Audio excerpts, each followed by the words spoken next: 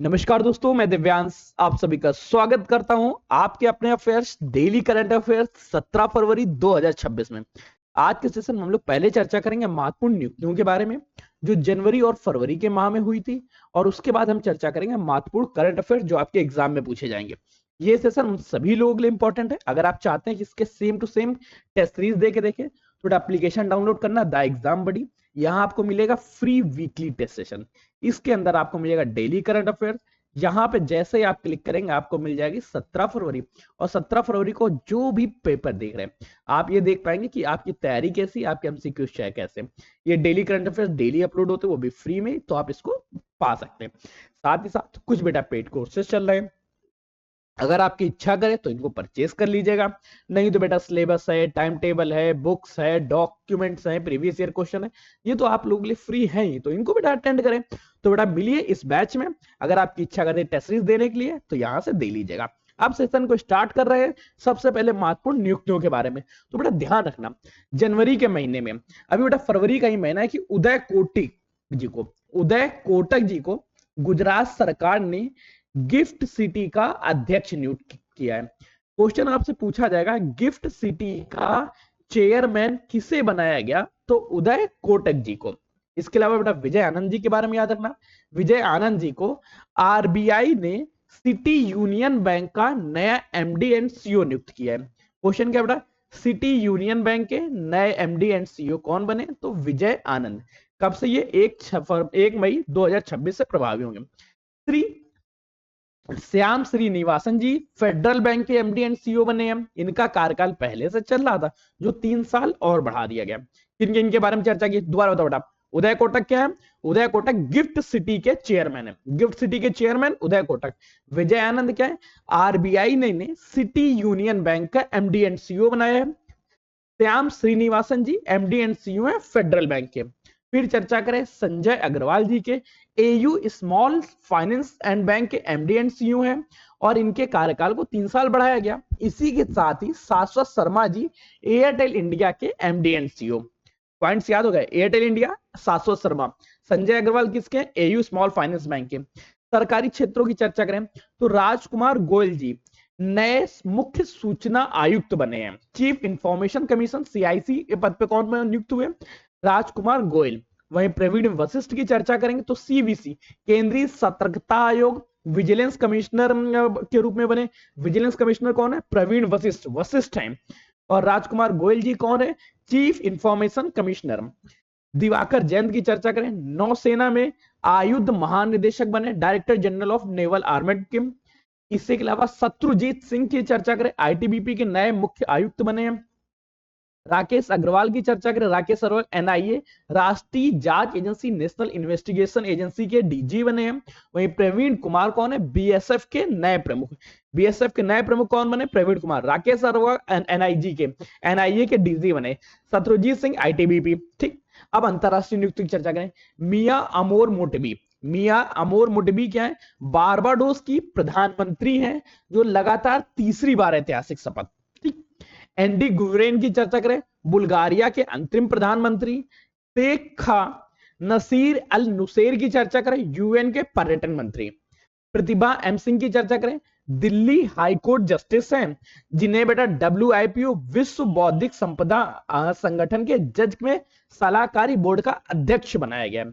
बेटा क्या, डब्ल्यूआईपीओ विश्व बौद्धिक संपदा संगठन में जजों के लिए सलाहकार बोर्ड का अध्यक्ष कौन बने, प्रतिभा एम सिंह। साथ ही एमएसडी की चर्चा करें, महेंद्र सिंह धोनी थाला फॉर अ रीजन। पुणे में ग्रैंड टूर 2026 के लिए गुडविल एम्बेसडर के तौर पर। और सैफ अली वर्मा की चर्चा करें तो सैफ अली वर्मा हरियाणा राज्य में महिला आयोग की ब्रांड एम्बेसडर बनी है। ठीक, ये डिटेल्स याद रख लेना, नोट्स बना लेना। नहीं बना पा रहे तो कोई दिक्कत नहीं, इसके पीडीएफ जो है आप लोगों को हमारे टेलीग्राम पे मिल जाएगी, हमारे व्हाट्सएप पे मिल जाएगी, और हमारे एप्लीकेशन पर मिल जाएगी। जहां से इच्छा हो वहां से डाउनलोड कर लेना। कोशिश ये करना कि अगर आपकी कोई बैच परचेस करने की इच्छा हो तो एप्लीकेशन को ज्यादा विजिट करना। अब चर्चा करते हैं, पहला क्वेश्चन पूछ रहा है आपसे, विच companies NOV2 vaccines was pre-qualified by WHO to strengthen global polio eradication। WHO द्वारा, वर्ल्ड हेल्थ ऑर्गेनाइजेशन द्वारा वैश्विक पोलियो उन्मूलन को मजबूत करने के लिए किस कंपनी ने NOVP2 टीके को प्री क्वालिफाइड किया है। अब बेटा सबसे पहले आपके पास चार ऑप्शन दिया गया है, सीरम इंस्टीट्यूट ऑफ इंडिया का, बायोलॉजिकल ई लिमिटेड का, भारत बायोटेक या पैनासिया बायोटेक। अब बेटा ध्यान रखो, ये जो वैक्सीन का नाम है NOVP2, ये वैक्सीन जो है, ये वैक्सीन बनाई है बायोलॉजिकल ई लिमिटेड ने। कंपनी का क्या नाम है? बायोलॉजिकल ई लिमिटेड ने। लेकिन बेटा इसका है क्या? अभी तक क्या थी? पोलियो की बेटा आप लोगों को खुराक पिलाई जाती थी, मुझे भी पिलाई गई, आपको भी। लेकिन अब गवर्नमेंट ये चाहती है, खुराक की वजह से बहुत सारे लोगों तक कंप्लीट नहीं हो पा रहा था, तो अब खुराक को और थोड़ा सा बूस्ट करके नया वैक्सीन बनाई गई है, नया इंजेक्शन बनाया गया है, जिसका नाम है NPOV2। बनाया किसने? बायोलॉजिकल ई लिमिटेड ने। ऑप्शन नंबर पहले का बी सही हो गया। अब इसके बारे में थोड़ा सा डिटेल देखते हैं। WHO ने वैश्विक पोलियो उन्मूलन प्रयासों को मजबूती देने के लिए भारत की बायोलॉजिकल ई लिमिटेड द्वारा निर्मित NPOV novel oral polio vaccine type 2 टीके को प्री क्वालिफाइड किया है। इससे क्या रहेगा? इस मंजूरी के साथ ही बायोटेक ई अब इंडोनेशिया की PT बायोफार्मा के बाद दुनिया की दूसरी ऐसी कंपनी बन गई है जो NPOV2 वैक्सीन का निर्माण करने में सक्षम है। यह टीका type 2 circulation vaccine derived polio virus के प्रकोप को रोकने के लिए यह पारंपरिक टीकों की तुलना में अधिक आनुवंशिक स्तर पर स्थिर कर देगा। अब WHO की स्थापना याद करो। WHO की स्थापना कब हुई? 7 अप्रैल 1948 को। इसीलिए 7 अप्रैल को क्या मनाया जाता है? 7 अप्रैल को विश्व स्वास्थ्य दिवस मनाया जाता है, याद रख लेना। विश्व स्वास्थ्य दिवस कब मनाया जाता है? तो विश्व स्वास्थ्य दिवस 7 अप्रैल को मनाया जाता है। WHO का हेडक्वार्टर कहाँ है? जिनेवा, स्विट्जरलैंड में। इसके महानिदेशक कौन है? Doctor Tedros Adhanom Ghebreyesus. Doctor Tedros Adhanom Ghebreyesus. इसके बेटा अध्यक्ष कितने हैं? इसमें बेटा 194 सदस्य हैं। सदस्य देशों की संख्या कितनी है? 194। WHO कंफर्म हो गया। नई वैक्सीन क्या है? NPOV2, जो बेटा पहली वैक्सीन थी उससे ज्यादा एक्टिव है, ये आनुवंशिक स्तर पे भी पोलियो को रोकने का कारगर करेगी। इससे पहले कौन सी दो कंपनियां हैं दुनिया में? एकमात्र पहली थी इंडोनेशिया की PT बायोफार्मा। अब भारत की दूसरी कंपनी है बायोलॉजिकल ई लिमिटेड। याद रखना, भारत दूसरे नंबर पे, पहले नंबर पे इंडोनेशिया पी फार्मा। अब ध्यान रखो, नवीन प्री क्वालिफाइड वैक्सीन को आनुवंशिक रूप से अधिक स्थिर बनाया गया है ताकि किस जोखिम को कंफर्म कर सके, कम किया जा सके। The newly pre-qualified NPOV2 vaccine is generally more stable, mainly to reduce the risk of किसकी कमी को कम करने के लिए, खत्म करने के लिए? कोल्ड चेन फेलियर किस कमी को? घातक स्ट्रेन को बदलने के लिए, कम सेल्फ लाइफ या कम एंटीबॉडी प्रतिक्रिया के लिए, या घातक स्ट्रेन के जोखिम को बदलने के लिए। अर्थात ऑप्शन क्या रहा? सेकेंड का ऑप्शन नंबर बी सही रहा। जैसे देखो, हम लोग एक चीज देखते हैं कि लगातार चीजें इन्वॉल्व होती रहती है, एवॉल्व होने लगती रहती हैं। ऐसे पोलियो वायरस भी थोड़ा सा एवॉल्व हो गया, तो उसको भी समाप्त करने के लिए वैक्सीन की बेटा डिजाइन याद रख लेना, किस तरह से, ये भी ध्यान रखना। नेक्स्ट क्वेश्चन पूछ रहा है, एशियन राइफल पिस्टल चैंपियनशिप 2026 का आयोजन किस शूटिंग रेंज में हुआ? Which shooting venue hosted the Asian rifle या पिस्टल चैंपियनशिप 2026? याद को तुगलकाबाद में हुआ, देहरादून में हुआ, नई दिल्ली में हुआ या भुवनेश्वर में हुआ? वहां के वेन्यू की भी याद रखना, तुगलकाबाद दिल्ली, या अभिनव बिंद्रा शूटिंग रेंज देहरादून, या doctor Karni Singh shooting range नई दिल्ली, कलिंगा स्टेडियम भुवनेश्वर। जल्दी से बेटा कमेंट करके बताओ। फिर बेटा याद रखो, ये हुआ है बेटा नई दिल्ली में, लेकिन नई दिल्ली में का डॉक्टर करणी शूटिंग रेंज। अर्थात थर्ड का ऑप्शन नंबर क्या रहा? ऑप्शन नंबर सी सही हो गया। अब इसके बारे में थोड़ा सा डिटेल याद रखो। एशियन राइफल पिस्टल चैंपियनशिप 2026 का आयोजन दिल्ली में स्थित doctor Karni Singh shooting range में हुआ है। यह प्रतियोगिता 2 फरवरी से 14 फरवरी तक आयोजित की गई। इसमें बेटा भारत ने कुल 94 पदक जीते हैं। 94 पदक में 51 गोल्ड है, 23 सिल्वर है और 20 ब्रांज मेडल है। प्रमुख खिलाड़ियों की चर्चा करें तो मनु भाकर, शिवकौम समरा, अमरप्रीत सिंह हो गए, अनीस भानवाला हो गए, ये मुख्य तौर पे दिग्गज है। एशियन राइफल चैंपियनशिप में भारत ने कुल कितने पदक जीते? How many total medals did India win at the Asian Rifle Pistol Championship 2026? जल्दी से बेटा कमेंट करके बताओ। इसका जवाब मैं आपको बिल्कुल नहीं दूंगा कि भारत ने कुल कितने पदक जीते थे। भारत ने 94 पदक जीते। गोल्ड कितने थे? 51। याद आया? नहीं याद है? ध्यान रखो, 51 gold, 23 silver, 20 bronze. 51 gold, 23 silver, 20 bronze. ये बेटा पूरा डिटेल याद रखना। 94 पदक कुल जीते हैं। फोर्थ का ऑप्शन नंबर सी बिल्कुल सही। नेक्स्ट क्वेश्चन बेटा, अगले क्वेश्चन को स्विच करो, जल्दी से बताओ। The International Military Adventure Challenge Cup IMACC 2026 will be hosted by which organisation? International Military Adventure Challenge Cup 2026 की मेजबानी कौन करेगा? इसकी मेजबानी बेटा भारतीय वायुसेना कर रही, भारतीय सेना कर रही, ITBP कर रही है, भारतीय नौसेना कर रही? जल्दी से बेटा कमेंट करके बताओ किसकी मेजबानी कौन कर रहा है। अब बेटा है क्या, भारत की अंतरराष्ट्रीय मिलिट्री एडवेंचर है, तो कहीं ना कहीं सेना कर रही होगी। इस बार इसकी मेजबानी बेटा भारतीय सेना कर रही है। कौन कर रही? Indian army. अर्थात फिफ्थ का ऑप्शन नंबर बी बिल्कुल सही हो जाता। इसके बारे में थोड़ी डिटेल भी देखो। प्रथम अंतरराष्ट्रीय मिलिट्री एडवेंचर चैलेंज कप 2026 की मेजबानी भारतीय सेना कर रही है। इसकी बेटा स्थान कहां पे? ये पूर्वी हिमालय की तलहटी में आयोजित की जा रही है। इसमें बेटा प्रतिभागी टीमों को स्वागत कौन कर रही है? असम डिब्रूगढ़ में किया गया। आयोजन कब से? 18 फरवरी से लेके 23 फरवरी तक होगा। इसमें बेटा 7 मित्र देश आ रहे हैं। कौन बेटा? 7 फ्रेंडली कंट्री। फ्रेंडली कंट्री कौन कौन सी है? Bhutan, Brazil, Kazakhstan, Kyrgyzstan, Nepal, Sri Lanka, Saudi Arab. Pakistan हमारा दुश्मन देश है, उसको मित्र देश मत डालना, नल्लों को गिनती नल्लों की तरह ही होगी। अर्थात ऑप्शन क्या रहा? भारतीय सेना। नेक्स्ट क्वेश्चन पूछ रहा है, विच international body promotes military sports event like IMAC under the motto friendship through sports? Friendship through sports के आदर्श वाक्य के साथ सैन्य खेल आयोजनों को कौन बढ़ावा दे रहा है? सैन्य खेल आयोजनों का इस बार आयोजन कर रहा है international military sports council, CISM, NATO या UN peace keeping force, SCO? जल्दी बेटा कमेंट करके बताओ। तो बेटा इसका सही ऑप्शन तो अब आपको पता ही चल गया होगा, international military sports council, CISM। अर्थात 6 का ऑप्शन नंबर क्या रहा? ऑप्शन नंबर सी बिल्कुल सही हो जाता है। नेक्स्ट क्वेश्चन, अंतरराष्ट्रीय मिलिट्री स्पोर्ट्स काउंसिल, जिसे फ्रांसीसी नाम है council international due sports military से भी जाना जाता है, दुनिया के सबसे बड़े बहु खेल संगठनों का एक समूह है। इसका आदर्श वाक्य है फ्रेंडशिप थ्रो स्पोर्ट्स, खेल के माध्यम से मित्रता करना। शुरुआत कब हुई? 18 फरवरी 1948 को। दिलचस्प बात यह है IMAC 2026 की भी शुरुआत इसी दिन से हो रही। कब से बेटा? 18 फरवरी से 23 फरवरी। याद रखना, इसमें सदस्य देश कितने? 140 देश सदस्य हैं। नेक्स्ट क्वेश्चन बेटा, राष्ट्रीय सांख्यिकी प्रणाली प्रशिक्षण अकादमी ने किस दृष्टि के अनुरूप अपना स्थापना दिवस मनाया है? The National Static Systems Training Academy celebrates इस foundation day with a vision align to. अब बेटा देखो, राष्ट्रीय सांख्यिकी प्रणाली प्रशिक्षण के इसका बेटा विजन क्या है? Digital India 2030, make in India 2023, विकसित भारत 2047 या UN SDG 2050? याद रखो, नरेंद्र दामोदर मोदी की गवर्नमेंट है, अब ये 2047 तक का लक्ष्य देख रहे हैं। 2047 अर्थात विकसित भारत 2047। सातवें का ऑप्शन तैयार है, ऑप्शन नंबर सी बिल्कुल सही हो जाता है। थोड़ा सा डिटेल भी देखते हैं।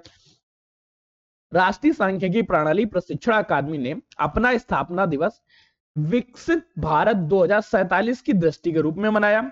इस अवसर पर सांख्यिकी और कार्यक्रम कार्यान्वयन मंत्रालय ने डेटा संचालन, शासन और आधुनिक सांख्यिकी प्रणाली पर जोर दिया। नेक्स्ट बेटा क्वेश्चन है, राष्ट्रीय सांख्यिकी प्रणाली प्रशिक्षण अकादमी किस मंत्रालय से संबंधित है?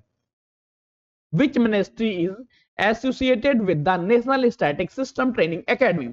ये वित्त मंत्रालय के अंतर्गत आता है, सांख्यिकी एवं कार्यान्वयन मंत्रालय के अंतर्गत आता है, शिक्षा मंत्रालय के अंतर्गत आता है, या IT मिनिस्ट्री के अंदर? जल्दी बेटा कमेंट करके बताओ ये किसका? ये बेटा सांख्यिकी और कार्यक्रम कार्यान्वयन मंत्रालय, मिनिस्ट्री ऑफ स्टैटिक्स के अंदर आता है। 8वें का ऑप्शन नंबर बी बिल्कुल सही। थोड़ी डिटेल को, मंत्रालय कौन सा है? सांख्यिकी एवं कार्यान्वयन मंत्रालय। मुख्य कार्य क्या है? आधिकारिक सांख्यिकी के क्षमता निर्माण करना व प्रशिक्षण करना। साथ ही साथ इसका उद्देश्य क्या है? डेटा गुणवत्ता और सांख्यिकी विश्लेषण में सुधार करना। नेक्स्ट बेटा क्वेश्चन है, नीति आयोग की ट्रेड वॉच रिपोर्ट के अनुसार इलेक्ट्रॉनिक्स भारत के निर्यात में कौन सा स्थान रखता है? भारत इलेक्ट्रॉनिक्स निर्यात में कौन सा स्थान रखता है? According to NITI Aayog trade watch quarterly, electronics has become India सबसे बड़ा निर्यात क्षेत्र है, दूसरा सबसे बड़ा निर्यात, तीसरा या चौथा? जल्दी बेटा कमेंट करके बताओ।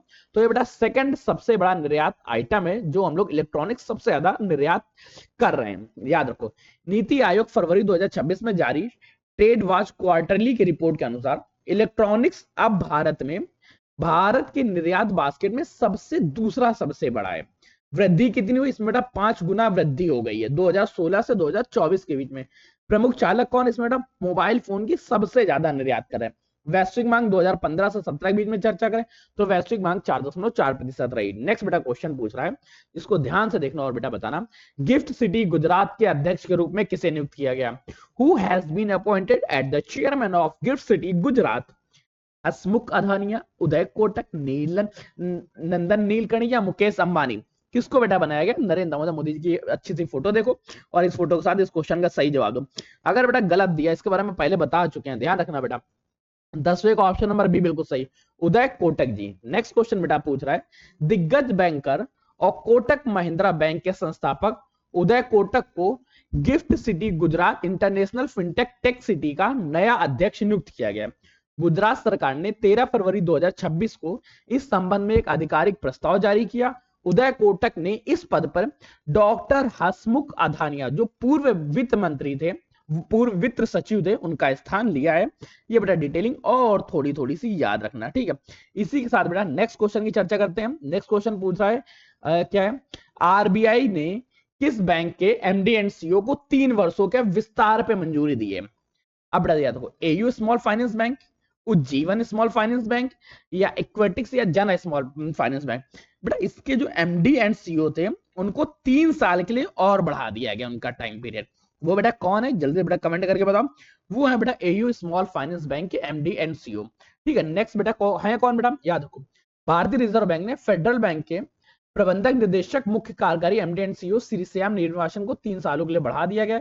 नया विस्तार कार्यक्रम 2024 से लेकर 2027 तक चलेगा फेडरल बैंक के साथ ही साथ, ठीक। नेक्स्ट क्वेश्चन पूछा है, ध्यान रखो। बारबाडोसा की प्रधानमंत्री ने लगातार तीसरी बार ऐतिहासिक जीत किसने हासिल की है? Who won a historical third consecutive election victory as Prime Minister of Barbadosa? बारबाडोसा की प्रधानमंत्री के साथ भारत के प्रधानमंत्री की फोटो देखो और इसका सही जवाब दो। कमला प्रसाद, मियामोटो या पोर्टिया सिमेशन या जैकिंडा अरंडा? जल्दी बेटा कमेंट करके बताओ क्या है।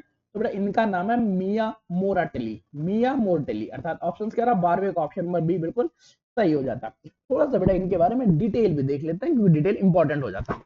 बारबाडोस के प्रधानमंत्री के रूप में मिया अमोर मोटली ने लगातार तीसरी बार ऐतिहासिक जीत हासिल की है। उनकी पार्टी बारबाडोस और लेबर पार्टी बीपीएल ने फरवरी 2026 में आम चुनाव में शानदार प्रदर्शन करते हुए उपलब्धि हासिल की। मिया मोटली बारबाडोस की पहली महिला प्रधानमंत्री हैं जो 2018 और 2022 के बाद 2026 में तीसरी बार अटूट। इनका भी कार्यकाल 3 साल, इनका भी कार्यकाल 3 साल। इनके इस बारे में याद रखना, ये क्या है? ये बारबाडोस की पहली महिला प्रधानमंत्री है। नेक्स्ट बेटा क्वेश्चन पूछते हैं, अगला पूछ रहा है, ध्यान देना। क्या है? किस भारतीय कंपनी को वेनेजुएला से कच्चा तेल आयात करने के लिए अमेरिकी लाइसेंस मिला है? Which Indian company secured a US licence to import Venezuela crude oil? देखो बेटा, रूस से क्रूड ऑयल लेने पे प्रतिबंध लगाया गया, मोटा भाई पहुंच गए वेनेजुएला, कहते हम वेनेजुएला से ले लेंगे, अपना तो धंधा सब जगह चलना, धंधा कभी नहीं पड़ना चाहिए मंदा। है कौन बेटा? Reliance industries, Indian IOC, ONGC, Reliance या बीपीएल? तो ये बेटा रिलायंस इंडस्ट्रीज, अर्थात 13 का option number C Gujarati. Next बेटा क्वेश्चन पूछ रहा है, ध्यान रखो। रिलायंस इंडस्ट्रीज लिमिटेड आरआईएल को वेनेजुएला से सीधे कच्चा तेल आयात करने के लिए अमेरिकी सरकार से जनरल लाइसेंस प्राप्त हुआ है। फरवरी 2026 में ये आई। लाइसेंस के प्रति क्या है? अमेरिकी ट्रेजरी विभाग ने office of foreign exchange control ने रिलायंस को एक जनरल लाइसेंस जारी किया।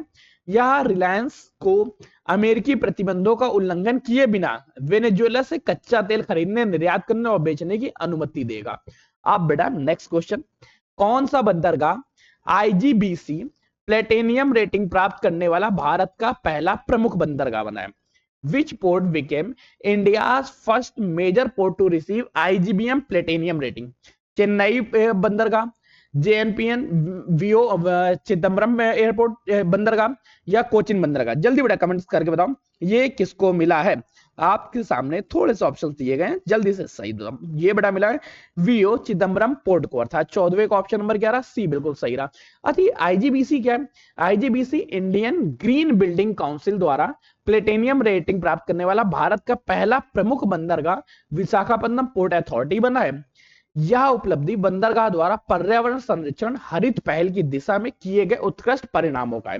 विशाखापट्टनम बंदरगाह भारत के 12 प्रमुख बंदरगाहों में से एक है जिसे बेटा ग्रीन पोर्ट्स रेटिंग में सर्वोत्तम प्लेटिनियम ग्रेड मिल गया।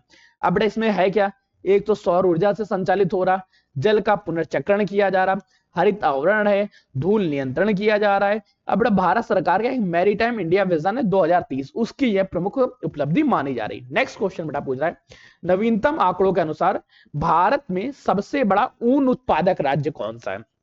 ऊन सबसे ज्यादा कहां से उत्पादित हो रहा है, जम्मू कश्मीर से, राजस्थान से, हिमाचल से, गुजरात से। Which state is the largest wool producer in India as per latest data. तो याद रखो बेटा, सबसे ज्यादा बेटा राजस्थान में उनका उत्पादन हो रहा है वर्तमान समय, अर्थात ऑप्शन कह रहा 15 का ऑप्शन नंबर बी बिल्कुल सही हो जाता है। नेक्स्ट क्वेश्चन बेटा याद रखो, नवीनतम आंकड़ों के साथ सबसे ज्यादा राजस्थान कर रहा है, सेकंड नंबर पे जम्मू कश्मीर, थर्ड नंबर पे गुजरात, फोर्थ नंबर है महाराष्ट्र, फिफ्थ नंबर पे हिमाचल प्रदेश। जम्मू कश्मीर 47% ऊन का उत्पादन कर रहा है, ऊन का। नेक्स्ट क्वेश्चन है बेटा, किस राज्य ने $1 ट्रिलियन के लक्ष्य के साथ आर्थिक सर्वेक्षण 2025-26 प्रस्तुत किया। ये बेटा जो लोग भी उत्तर प्रदेश के हैं, ये क्वेश्चन मत भूलना, भारत में उत्तर प्रदेश में $1 ट्रिलियन अर्थव्यवस्था का लक्ष्य है बेटा, किसका, उत्तर प्रदेश का। ठीक है, अर्थात 16वें का ऑप्शन नंबर क्या रहा, बी बिल्कुल सही रहा। Which state presented the economical survey 2025-26 targeting a 1 trillion economy. याद रखो बेटा, 12 फरवरी 2026 को अपना पहला आर्थिक सर्वेक्षण 2025-26 उत्तर प्रदेश ने पेश किया, जिसमें राज्य को $1 ट्रिलियन की अर्थव्यवस्था में बदलने का व्यापक रोड मैप दिया गया है। नेक्स्ट बेटा क्वेश्चन ध्यान रखो, राजस्थान बजट 2026-27 में किस दृष्टि से राजकोषीय अनुशासन पे जोर लगाया है। तो बेटा ये अनुशासन क्या है, ये अनुशासन बेटा विजन 2030 है, विजन 2047 है, या विजन 2025 है। जल्दी बेटा कमेंट्स करके बताओ क्या है, 2050, जल्दी से बेटा कमेंट करके बताओ क्या है, आपके लिए थोड़ा समय इंतजार कर सकता हूं। ठीक है, बिल्कुल सही जवाब बेटा, ये है विजन 2047, अर्थात 17वें का ऑप्शन नंबर बी बिल्कुल सही। नेक्स्ट क्वेश्चन बेटा ध्यान रखो, वरिष्ठ कन्नड़ फिल्म निर्माता को साइमोन किस फिल्म उद्योग से संबंधित थे। अब बेटा याद रखो, साइमोन जी का हाल ही में निधन हो गया, वो मॉलीवुड से थे, सैंडलवुड से थे, टॉलीवुड से या कॉलीवुड से। वो बेटा सैंडलवुड से संबंधित थे, अर्थात 18 का ऑप्शन नंबर बी बिल्कुल सही। कन्नड़ फिल्म निर्माता, इनके बारे में थोड़ा सा डिटेल याद रखना, इन्होंने एज एन डायरेक्टर 25 से ज्यादा फिल्में की, अभिनेता ग्रुप में 150 से अधिक फिल्में। विशेषता क्या है, राजकुमार और वरुण धवन जैसे, विष्णुवर्धन जैसे दिग्गज कलाकारों के साथ इन्होंने काम किया। ये बेटा आज का सेशन था, और आज के सेशन को एंड करने से पहले एक छोटा सा रिवीजन कर सकते हो, करने की इच्छा हो तो कर लेंगे। पहले बेटा आप लोगों को बात बताते हैं, 80,000 क्वेश्चंस के साथ बेटा जीके अभ्यास बैच चल रहा है, अगर आपकी इच्छा करे तो इसमें एनरोल कर लेना। उत्तर प्रदेश में जो लेखपाल की तैयारी कर रहे हैं उन सभी लोगों के लिए बेटा भूमि बैच चल रहा है, मन हो तो इसमें एनरोल कर सकते हो। जो लोग बेटा उत्तर प्रदेश में होमगार्ड की तैयारी कर रहे हैं, आप सभी लोग बेटा हम लोग चला रहे हैं सुरक्षा बैच, ठीक। और जिन लोगों का खाकी वर्दी पहनने का संकल्प है उनके लिए बेटा वर्दी बैच, अर्थात यूपी पुलिस कांस्टेबल के लिए वर्दी बैच। अगर इनमें से किसी में भी एनरोल करने की इच्छा तो एनरोल कर लीजिएगा, लिंक डिस्क्रिप्शन में लगा हुआ है, सेशन एंड होता है उसके बारे में बता दिया जाएगा, ठीक।